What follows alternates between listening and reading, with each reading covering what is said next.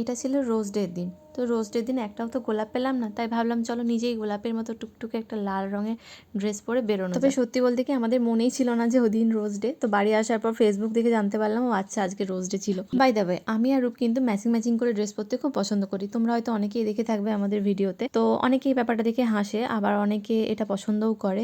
তো অনির্বাণদার খুব ভালো লেগেছিল। আর তখনই আমার মাথায় আইডিয়াটা আসলো যে ওদেরকেও আমরা এরকম একটা ম্যাচিং করে শাড়ি পাঞ্জাবি গিফট করব। আর এই হচ্ছে মেদিনীপুরের সেই বিখ্যাত শ্রীলেদার্স।